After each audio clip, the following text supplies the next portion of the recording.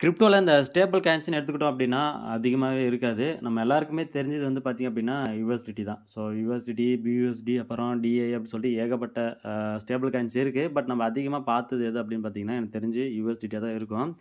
So அது எப்பவுமே வந்து பார்த்தீங்க அப்படின்னா, அதிகமா பம்ப் ஆகாது, அதிகமா டம்ப்பும் ஆகாது. ஆல்மோஸ்ட் வந்து பார்த்தீங்கன்னா, $1 தான் இருக்கும். அந்த $1 இருந்து டிக்ரீஸ் ஆனா வெறும் 10 சென்ட்ஸ் டிக்ரீஸ் ஆகலாம். இல்லன்னா ஒரு 10 சென்ட்ஸ் வந்து பார்த்தீங்க அப்படின்னா இன்கிரீஸ் ஆகும். ஸோ இந்த மாரி தான் வந்து பார்த்தீங்க அப்படின்னா, ஸ்டேபிள் காயின்ஸ் வந்து பம்ப் ஆகுறதும், டம்ப் ஆகுறதுமா இருக்கும். ஸோ இப்ப எதுக்கு இத சொன்னேன் அப்படின்னா, இந்த கெல்ப்பும் வந்து பார்த்தீங்கன்னா, அவங்க சொல்லியிருக்கிறது என்னன்னா, "to build the next global currency" அப்படின்னு வந்து சொல்லியிருக்காங்க. பட் ஸ்டேபிள் அப்படிங்கிற ஒரு வார்த்தைய வந்து விடல. பட் இருந்தாலும் எனக்கு தோன்றது வந்து பார்த்தீங்கன்னா இதுதான். ஏன்னா குளோபல் கரன்சின்னு சொல்லிட்டாங்க. அப்ப எனக்கு தெரிஞ்சு மேக்ஸிமம் வந்து இந்த ஸ்டேபிள் காயின தான் வந்து கொண்டு வரப்போறாங்கன்னு நெனைக்கிறேன், இந்த கெல்ப்ப வச்சு. இந்த கெல்ப்ப இதில எப்படி ஏர்ன் பண்ணலாம் அப்படின்னா, ஜஸ்ட் வந்து டாஸ்க்க கம்ப்ளீட் பண்ற மாரி தான் இருக்கும். ஸோ பெருசாலாம் எதுவும் டிஃபிகல்ட்டாலாம் எதுவும் இருக்காது.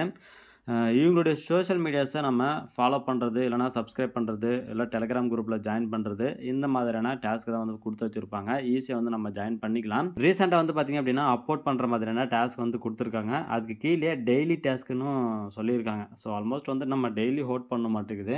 இது எதுக்காக ஹோல்ட் பண்ணோம் அப்படின்னா, இந்த கெல்ப்ப எந்த அளவுக்கு நம்ம ஹோல்ட் பண்ணி அதிகமான யூசர்ஸ கொண்டு வரோமோ, அதாவது அந்த ஹோல்ட்ல எவ்வளோ அதிகமான யூசர்ஸ கொண்டு வரோமோ, அந்த அளவுக்கு வந்து பார்த்தீங்க அப்படின்னா, இந்த கெல்ப்ப வந்து சீக்கிரமா லிஸ்ட் பண்ணிடுவாங்க. இதனுடைய பிரைஸ் அப்படிங்கிறது வந்து பார்த்தோம் அப்படின்னா, இந்த 3 பிளாட்ஃபார்ம்ஸ்ல நான் வந்து ஹோல்ட் பண்ணேன்.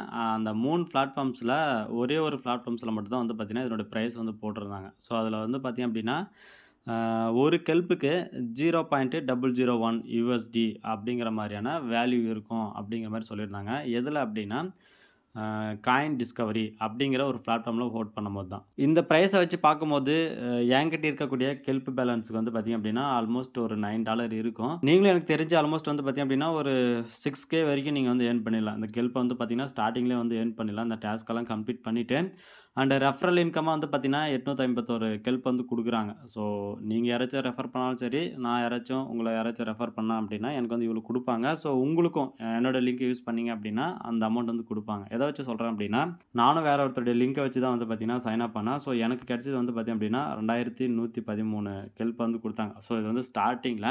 ஸோ இப்ப வந்து பார்த்தீங்க அப்படின்னா, குறைச்சிருக்காங்க. 851 வந்து குறைச்சிருக்காங்க. ஸோ உங்களுக்கு இதில வேற ஏதாச்சும் டவுட் இருந்துச்சுன்னா, மறக்காம கமெண்ட் செக்ஷன் லீவ் பண்ணுங்க. அண்ட் தேங்க்ஸ் ஃபார் வாட்சிங்.